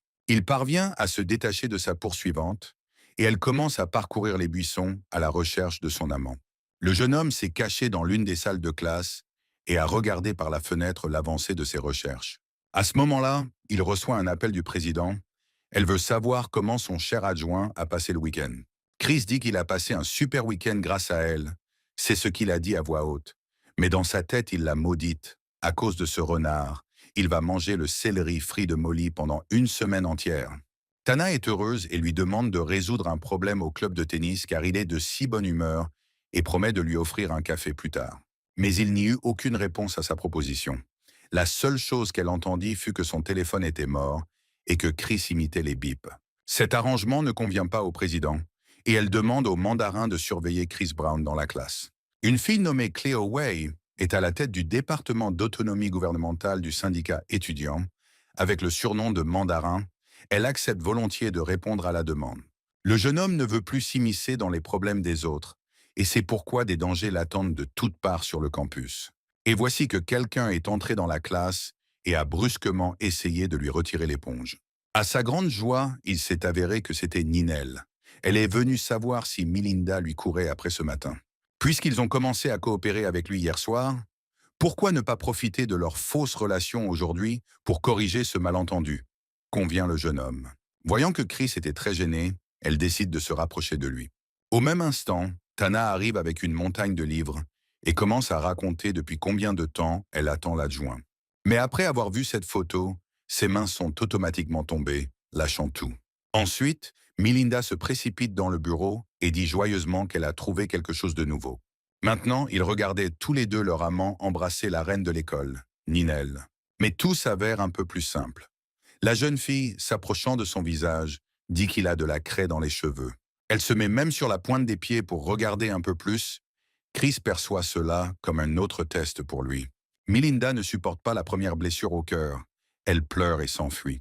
La présidente se montre plus retenue, demande pardon et, disant qu'elle en a assez, disparaît également derrière la porte. Après avoir secoué le jeune homme, Ninel s'éloigne et dit qu'elle semble avoir entendu les voix de Melinda et de Tana.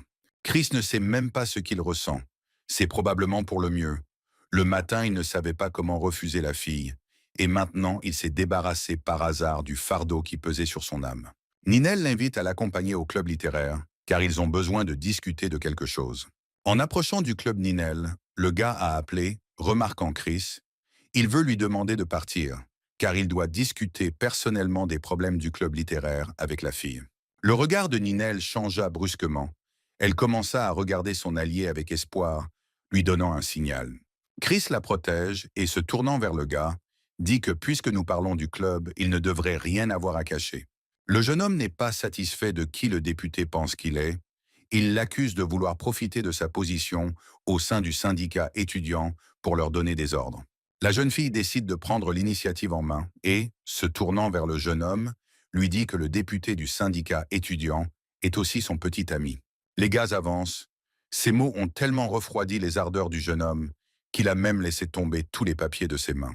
En entrant dans la salle de lecture, Chris voit soudain Ninel s'incliner devant lui et lui demander pardon. Elle s'excuse pour son entêtement.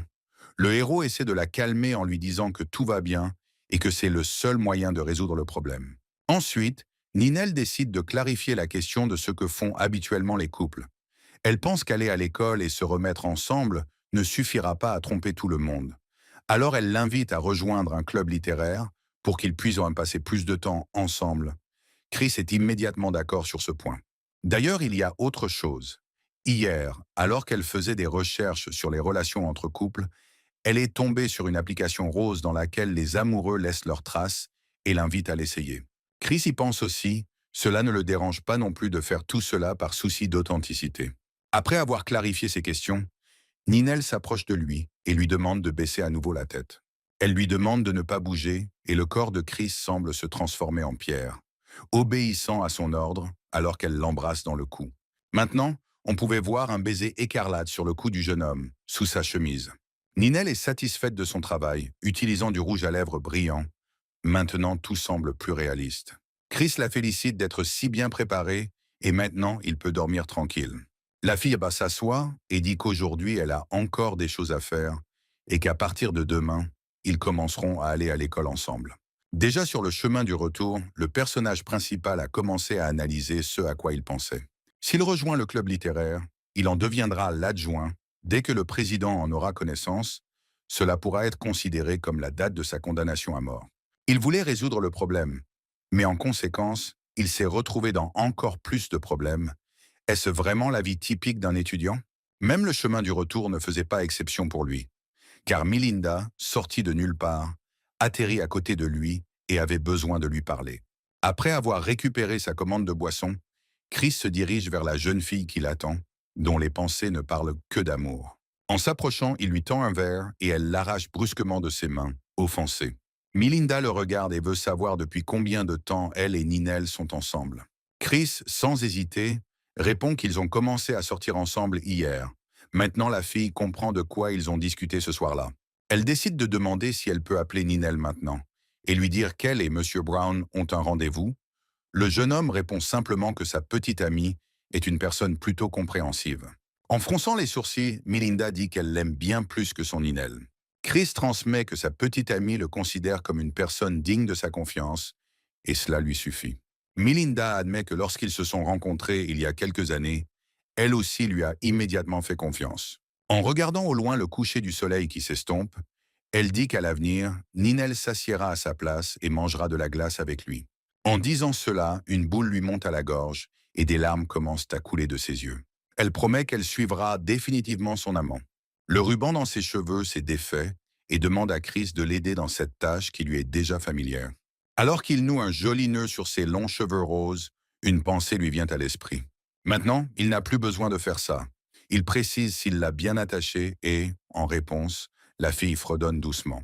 Serait-ce la dernière fois qu'ils interagissent ainsi? Melinda lui attrape rapidement la main et se met à pleurer amèrement, disant que ce n'est évidemment pas leur dernier rendez-vous, qu'elle ne veut pas se séparer de lui. Elle commence à frapper la poitrine de Chris, criant qu'il devrait mourir. Si elle l'avait su, elle ne serait pas tombée amoureuse de lui. Cette explosion d'émotions calme effectivement le personnage principal. En fait, c'est dans l'ordre des choses. Quand elle se retenait et versait silencieusement des larmes, c'était insupportablement douloureux pour lui. L'explosion d'émotions le calma légèrement. Tout était fini. Tant que leur fausse relation persistait, ce problème se résoudrait de lui-même.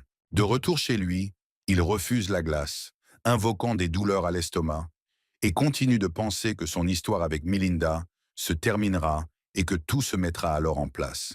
La mémoire reste dans le passé, et la vie est attendue dans le futur. Pour Miss Spring, il ne deviendra qu'un grain de poussière, et cela suffit. Sa sœur décide de le distraire de ses pensées lyriques en se faufilant tranquillement dans sa chambre et en lui jetant la couverture. En sortant du lit, Chris veut savoir ce qu'elle fait ici. Molly lui rappelle qu'il a parlé de la douleur dans son ventre, qu'elle voulait le couvrir d'une couverture et que s'il était contrarié par quelque chose, elle pouvait rester avec lui. Il regarde sa sœur et son âme se sent mieux grâce à une personne aussi attentionnée à ses côtés. En sortant le lendemain matin, il sentit une atmosphère étrange dans l'air. Et sa prémonition ne l'a clairement pas laissé tomber. Deux gars l'arrêtent à mi-chemin et veulent savoir s'il harcèle Ninel, puisque selon les rumeurs, le pervers Chris Brown l'a attrapé et l'a forcé à faire ce qu'il voulait. Mais ils n'ont pas effrayé le personnage principal. Il leur a donné les meilleures notes pour leur jeu d'acteur et un tatouage de gomme transférable sur son bras. Ils ont un test de discipline ce mois-ci. Les gars acceptent simplement leur révélation et souhaitent sincèrement savoir s'il sort avec Ninel. Mais comme toujours, le héros de la soi-disant célébration apparaît à l'heure et s'excuse auprès de Chris pour son retard. Les poursuivants, voyant cela, tombent à terre et croient que leur relation est réelle, véridique.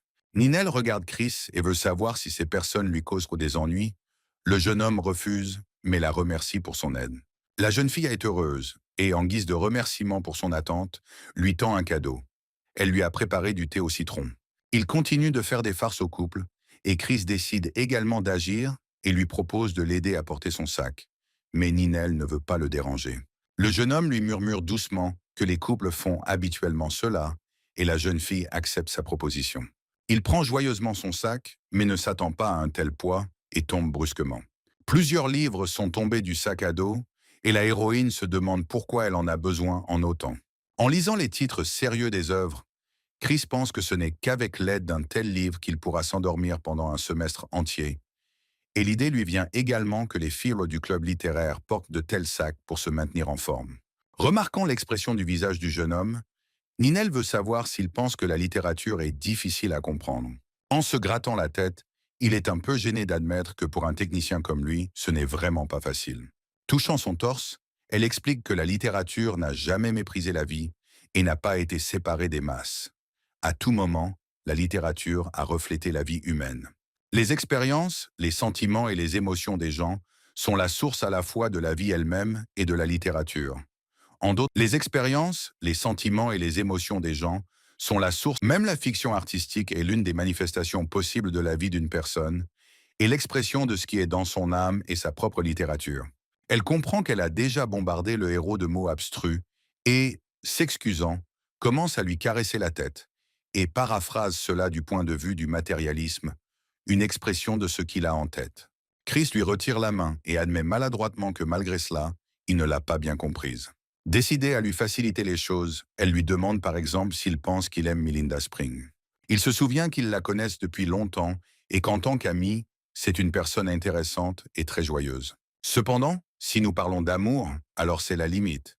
Il vaut donc mieux qu'il reste d'amis. Ninel l'invite à exprimer de tels sentiments dans une histoire qu'elle attend avec impatience.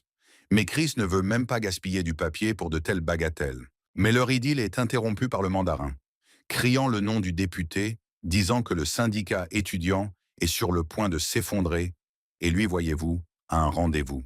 Elle commence à se précipiter vers lui en disant qu'elle veut savoir de quelle couleur est son sang. La fille est simplement en colère. Chris s'en va immédiatement.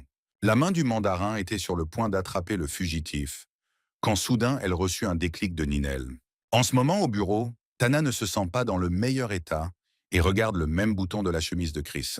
Le jeune homme a néanmoins décidé de suivre la poursuivante et de découvrir pourquoi elle parlait de l'effondrement du syndicat étudiant. Le mandarin se tourne vers lui et lui demande s'il pense que le président n'a pas entendu parler de lui et de Ninel. Il lui raconte la situation qui s'est produite hier en classe avec Ninel. Il a vu Tanu, mais elle s'est immédiatement enfuie. Cléo le regarde droit dans les yeux et déclare sarcastiquement qu'il va maintenant s'excuser auprès du président. En lui tapotant la tête, elle dit en plaisantant qu'elle sera son assistante Harakiri, et alors Tana pourrait lui pardonner.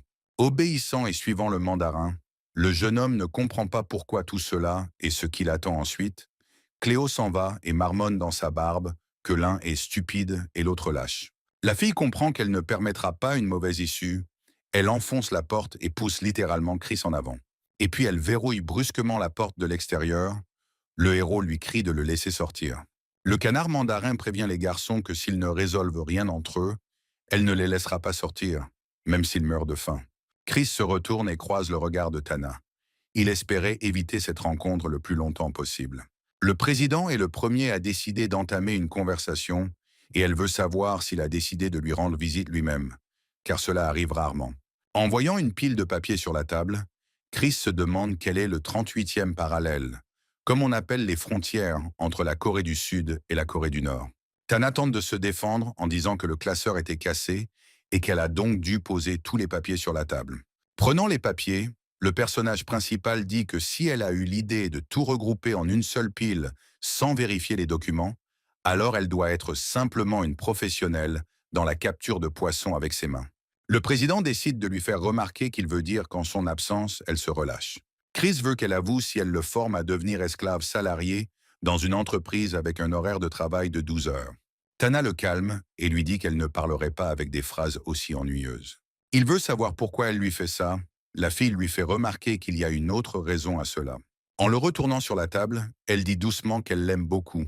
Ces mots surprennent le jeune homme. Mais lui, avec un visage impassible, dit qu'il est obligé de rejeter sa proposition. Alors que le héros fait de son mieux pour se retenir et rester calme, Tana dit qu'elle ne peut pas s'en empêcher. C'est parce que le député aime vraiment manger du poisson. Et si quelqu'un aime une personne, alors vous aimez tout ce qui le concerne. Alors elle attrape constamment du poisson avec ses mains pour faire plaisir au député. Chris pense que ce n'est pas une raison pour se soustraire au travail, ce sont tous ces trucs typiques de renard. Le président dit qu'en regardant le député, elle ne pensait pas qu'elle aurait raison. Le canard mandarin se tourne vers Tania derrière la porte et lui dit que c'est précisément ce comportement qui a conduit à la situation d'aujourd'hui. Le président s'approche de la porte et le roux, parlant, crie que dans le monde entier, il ne reste qu'une seule personne qui ne sait pas encore. Tana rougit et dit qu'elle ne sait pas quoi faire si tout a déjà conduit à ce résultat. La mandarine lui attrape la main et lui explique qu'il ne le sait pas encore, mais qu'elle a peur de le dire. Et Cléo veut se porter volontaire pour l'aider maintenant, car cela doit cesser. Miss Sinclair pousse son assistante dehors pour lui parler seule. Mandarin lui caresse la tête et veut savoir combien de temps encore elle jouera à la vieille fille. La fille ne pense pas qu'elle veut cela de son plein gré. Tana demande si elle pense qu'elle devrait l'éloigner de quelqu'un d'autre. La mandarine n'est pas contre. Elle peut même apporter son soutien. Mais elle ne pense pas que cela vaille la peine d'aller aussi loin.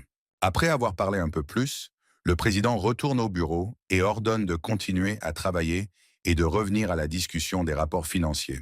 Chris se retourne et la regarde attentivement, se demandant si elle voulait lui parler de travail. Et pourtant, il veut savoir si tout va bien pour elle, tandis que Tana écoute les invites de son ami derrière la porte, qui lui dit de dire que c'est un secret de femme et qu'il ne devrait pas poser de questions inutiles. La mandarine déverrouille la porte et prévient qu'elle va se rendre au club de natation pendant qu'il règle le problème. Tana lui ordonne de se mettre au travail de toute urgence et de ne pas perdre de temps en bavardage vide. Après tout, ces demandes de marché public d'association expirent dans une semaine. Si elles ne sont pas approuvées aujourd'hui, alors il vaut mieux faire sauter le collège avant que les dirigeants ne les tuent tout simplement. Le président murmure quelque chose sur la façon dont le poisson mandarin attrape constamment du poisson avec ses mains, et c'est déjà trop. Chris pense qu'on peut dire la même chose d'elle. La jeune fille décide de se mettre au travail et de tout revoir avec son adjoint. Il s'avère que le club de natation veut acheter du nouveau matériel. Et le club de tennis veut également changer de raquette, et la direction est d'accord avec cela. La jeune fille lit clairement avec un indice et veut savoir ce que le député pense de l'abonnement au magazine du club littéraire. Cela rend Chris nerveux, mais il est tout à fait favorable à la signature de ce document. Mais Tana ne le pense pas. La littérature est une chose insignifiante pour leurs étudiants. Ils doivent étudier davantage dans leur spécialité et elle décide de dissoudre ce club. En entendant cela, Chris essaie d'empêcher sa main de signer cet ordre. Il lui demande de traiter tous les clubs avec le même sérieux et lui prenant les documents, dit que maintenant, elle va vérifier et qu'il approuvera. Mais Tana veut lui confier une tâche qui nécessite l'aide d'un adjoint aussi strict. Après tout, lui seul peut les aider à se rencontrer ce samedi. Chris comprend que ce sont encore ses tours de renard. Au magasin, Molly essaie de faire essayer à son frère un maillot de bain rose. Mais il refuse puisqu'il a déjà un maillot de bain et qu'il ne l'a porté qu'une seule fois. En a-t-il besoin d'un autre? Sa sœur insiste sur le fait qu'ils sont nécessaires puisque ses autres maillots de bain manquent. Il a lui-même dit qu'il suivait la natation comme éducation physique ce semestre, donc il en a absolument besoin. Chris veut savoir où ils ont pu aller. Il les a déjà mis dans son sac la semaine dernière. En fouillant dans son sac, il tombe sur le thermos que Ninel lui a donné et se rend compte que si Molly voit cela, elle le tuera sur le coup. Le jeune homme cache le sac derrière son dos et avoue qu'il vaut mieux acheter de nouveaux maillots de bain puisque les anciens sont perdus. mais sa sœur se doutait déjà de quelque chose. Elle veut regarder le sac et s'assurer qu'il ne lui cache absolument rien. Le frère essaie de s'en sortir et dit que dans ces sacs, il y a en fait un insecte super effrayant qui ressemble à une pieuvre, et il semble qu'il soit aussi prédateur. Et si elle le voit la nuit, elle ne dormira certainement pas. Ma sœur dit à haute voix qu'elle le croit, mais à l'intérieur, elle comprend que c'est complètement absurde. Et elle s'efforce toujours de voir ce que son frère lui cache. Mais ensuite, à sa grande honte, Chris demande comment elle peut savoir si le maillot de bain a disparu et si sa petite sœur a fait quelque chose de mal dans son dos. Son expression devient espiègle et le démon en elle se réveille. Elle décide que s'il veut vraiment savoir, alors elle parlera très fort. Le frère comprend que tout cela n'est pas bon et voyant les émotions sur son visage, il lui demande de ne rien dire d'étrange. Elle admet que son maillot de bain a disparu la semaine dernière et elle se tait un peu et commence à rougir. Molly continue l'histoire. Elle a enfilé une jupe mais n'a pas pu trouver son short et son maillot de bain est tombé commodément dans sa main. Elle les a donc enfilés sans trop hésiter, ils étaient un peu serrés. Chris dit que ça suffit et qu'il achètera un nouveau maillot de bain. Et puisqu'ils sont là, aimerait-elle s'acheter un maillot de bain? Cela devient une révélation pour Molly. Son frère veut-il vraiment l'avoir changé de vêtements? Chris essaie de plaisanter sur tout cela, en disant qu'elle pense à des choses auxquelles les enfants ne devraient pas penser et qu'il n'a pas de prédilection aussi étrange. Mais elle veut qu'il admette s'il n'y a jamais pensé. Après tout, il semble que son frère pense juste à ce à quoi il ne devrait pas penser. Dans sa tête, Chris l'a déjà traité de petit lutin. La fille compare soigneusement les maillots de bain et regarde les prix. Le héros a peur que le prix ne la confonde. Mais il se souvient cependant que Molly économise de l'argent depuis assez longtemps et qu'elle doit avoir une réserve assez importante. Il la traiterait même de petite femme riche. Il veut savoir auprès de sa sœur combien elle a déjà économisé, mais la réponse ne lui convient pas vraiment. Molly mentionne que ce n'est toujours pas suffisant. C'est à peine suffisant pour ce qu'elle veut. Elle se demande si son frère veut savoir pourquoi elle économise une somme aussi importante, même si elle n'est pas encore prête à en parler.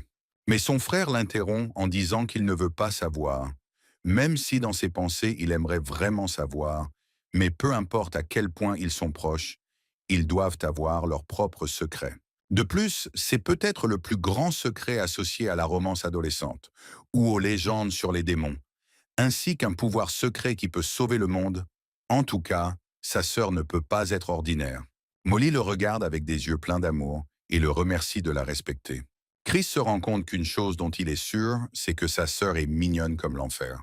Il l'invite à payer son nouveau maillot de bain avec son propre argent, puisqu'elle économise le sien. Il lui prend un maillot de bain des mains, mais se rend immédiatement compte que ce maillot de bain est trop révélateur. Et même s'il s'assoit bien sur Molly, il y aura certainement une personne avec de mauvaises intentions, et cela ne peut être permis. Il lui tend un autre maillot de bain moins cher, pour lequel la jeune fille le traite de gourmand et se retire dans la cabine d'essayage. En attendant Molly, le sac à main de quelqu'un atterrit soudainement entre les mains de Chris. Le propriétaire du sac s'approche de lui et lui dit que Melinda n'est pas allée à l'école depuis 2 jours et qu'aujourd'hui, elle est déjà allée à l'école pour le 3e jour. Ils ont déjà interviewé tout le monde dans le collège et ils semblent juste savoir où elle habite. De plus, le syndicat étudiant est obligé de servir les étudiants. Il doit donc remettre toutes ses notes à Melinda. Cette tâche lui a été confiée par quelqu'un d'en haut et les refus ne sont pas acceptés. Chris ne pense qu'à la taille de son interlocuteur. La jeune fille lui dit au revoir et ajoute qu'il doit le livrer avant le dîner et qu'il ne doit pas être en retard. Molly sort de la cabine d'essayage et veut que son frère évalue sa tenue, mais remarque qu'il tient un sac à main noir. Elle veut immédiatement savoir d'où il vient, si c'est une mauvaise fille qui le lui a donné, et s'il ne lui donne pas d'explication raisonnable, qu'il ne lui reproche pas sa cruauté. Chris, sortant en courant du magasin, parvient à crier qu'il a des affaires urgentes, et ensuite il lui expliquera tout. Debout devant le manoir, il se rend compte que comparé à la poursuite de sa sœur et à la punition cruelle qu'il attend chez lui, remettre ses notes à Melinda est la tâche la plus pénible. Pourtant, elle n'est pas allée à l'école, probablement parce qu'il a rompu ses relations avec elle. Chris essaie de trouver la meilleure façon de les lui donner et ce qu'il devrait dire lorsqu'il la rencontrera et essaie de le répéter. Seules des idées délirantes lui viennent à l'esprit, qui le dépriment. Il passe en revue les options, mais n'arrive à rien.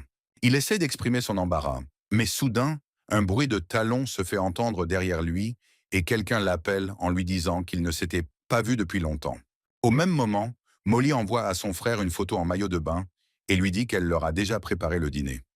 Chris, ayant reçu la photo et les messages, ne peut contenir son embarras.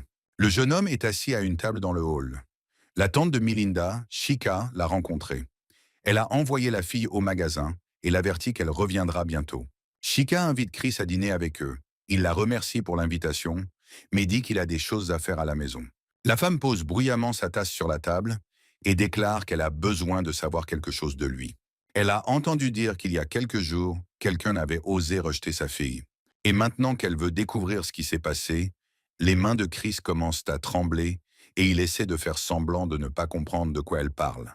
Chica s'approche du jeune homme, puis il abandonne et dit que les tâches ménagères l'attendront et qu'il peut rester avec elle.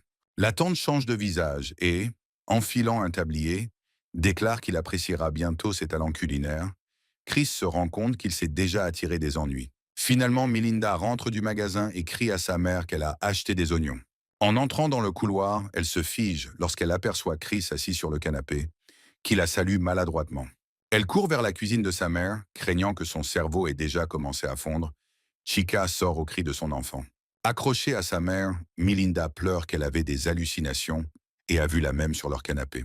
La mère décide de jouer le jeu et de confirmer que sa fille était vraiment folle. Elle invente que le médecin lui a remis un certificat avec un diagnostic et lui a dit de le signaler lorsque son état émotionnel se stabilise. Melinda a eu peur et veut savoir quoi faire maintenant. Chica la retourne et lui dit d'attendre que la maladie passe, mais pour l'instant va t'amuser avec ton hallucination dans la chambre jusqu'à ce qu'elle t'appelle pour le dîner. La fille et Chris entrent dans la pièce et s'assoient par terre. Melinda le salue comme si c'était une hallucination. Le jeune homme ne comprend pas pourquoi diable c'est une hallucination.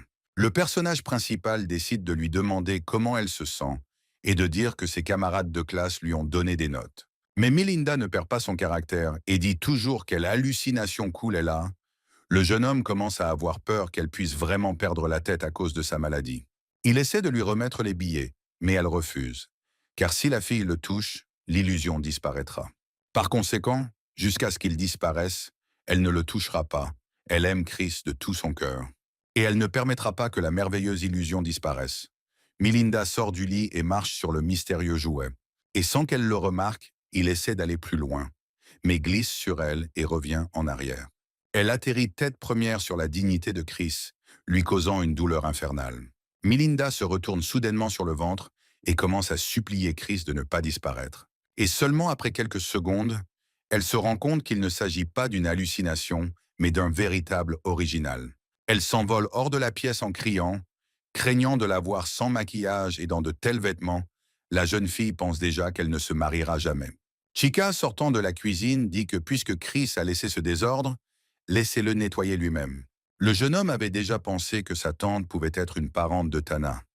Elle était aussi redoutable que le renard aux cheveux blancs. Le personnage principal comprend que son problème est revenu à son état initial. Point, comment peut-il s'entendre avec Melinda? Chris atteint la porte de sa chambre, frappe et demande si elle est là. Il a eu un moment malheureux où la jeune fille a décidé de changer de vêtements et, confuse, elle a même crié qu'il s'était trompé. Le jeune homme s'apprêtait à entrer dans le salon lorsqu'il remarqua soudain une tache cramoisie, semblable à du sang qui commençait à couler sous la porte de la chambre. Les pensées les plus terribles lui viennent à l'esprit. Il frappe à la porte de la pièce et crie que Melinda ne devrait pas faire ça. Mais à sa grande surprise, la jeune fille est assise paisiblement sur le lit, ayant réussi à enfiler son pyjama au dernier moment. En voyant Chris, elle essaie de se cacher et dit qu'il n'y a pas de Melinda ici. Elle commence à parler d'elle à la troisième personne, en mentionnant qu'elle a une température normale, et le médecin lui dit que demain elle pourra aller à l'école. Le jeune homme a également réussi à découvrir quel type de liquide rouge s'écoulait sous la porte. Il s'est avéré que ce n'était que du jus. Il décide de signaler ce petit malentendu à Melinda. La fille saute soudainement du lit et court, exhibant sa culotte cochon. Ramassant la boîte sur le sol, elle l'ouvre et pousse un soupir de soulagement. Les cupcakes se sont avérés en parfait état, non froissés et encore frais. La jeune fille retourne au lit en courant. Elle place la boîte devant Chris et l'invite à déguster un de ses délicieux cupcakes. Le héros prend une bouchée et dit que c'est très savoureux, et il n'a jamais rien essayé de tel. Melinda déclare fièrement que c'est elle qui a préparé ces cupcakes, et en vérité, elle est membre du club étudiant de boulangerie. Chris note qu'elle a dit qu'elle n'était pas Melinda, Alors y a-t-il vraiment un autre membre honoraire dans le club? La jeune fille se détourne, embarrassée, et dit doucement que c'est Melinda qui lui a demandé de lui dire cela, car elle n'est pas là. Chris lui dit qu'elle doit mettre fin à cela, car ils sont déjà étudiants et peut-être qu'ils ne joueront pas à ces jeux enfantins. Miss Spring lit des lignes de la chanson où il est dit que quelqu'un tombe amoureux et que quelqu'un va à la mer la nuit. Elle dit que Melinda voulait aussi transmettre cela. Il écoute la jeune fille continuer à lui lire les paroles et, rassemblant ses forces, lui demande pardon. Melinda dit qu'il ne devrait pas s'excuser parce que ce ne sont que des lignes d'une chanson.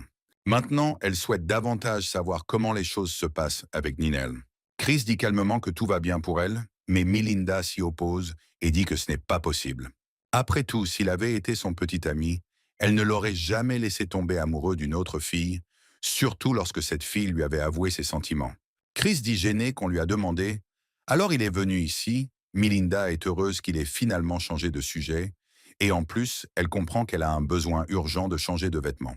Le jeune homme voulut recommencer à parler, mais en se retournant, il crut que Melinda était de nouveau bouleversée, et se détournant, elle était assise et pleurait. Ce qui le dérange, c'est qu'il n'a encore rien dit, et qu'elle a déjà commencé à pleurer plus fort. Il lui pose la main sur la tête et lui propose de lui parler face à face. Il enlève sa cape de cochon et se rend compte que la fille était juste en train de se changer sous elle. Melinda crie et lui ordonne de fermer les yeux.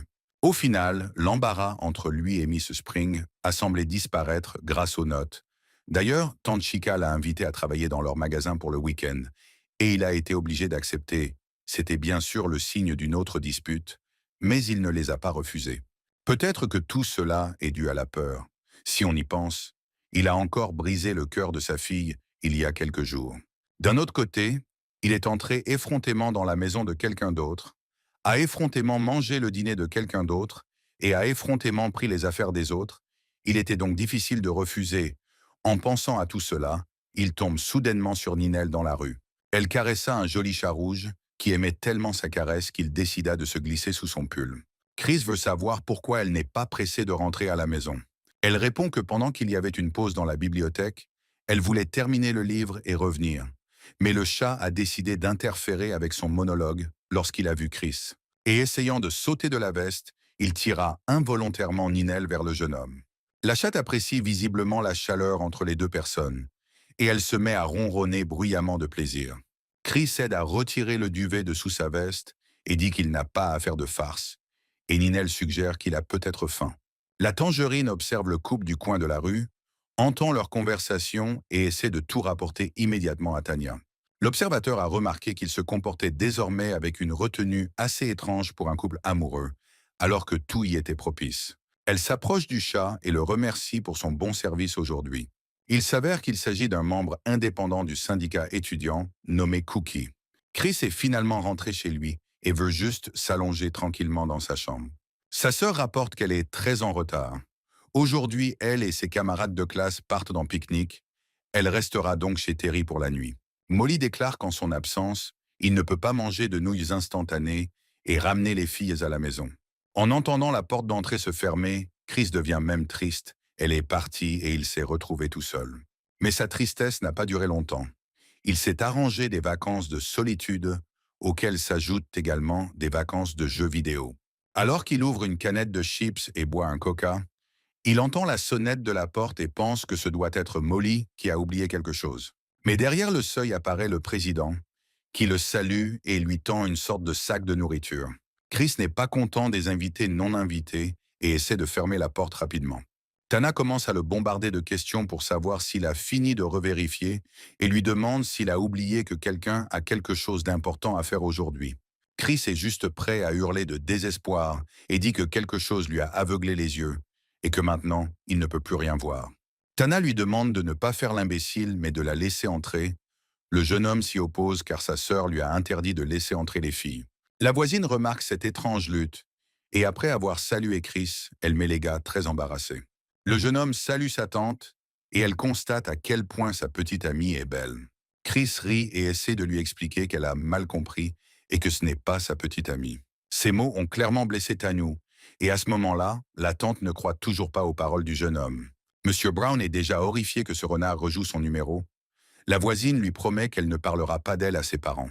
Il pousse Tana dans l'appartement en criant à la voisine qu'il ne faisait que s'amuser et qu'il ne la dérangerait plus. En claquant la porte, il tente de reprendre son souffle et de se remettre de ce stress que lui a encore une fois causé le renard.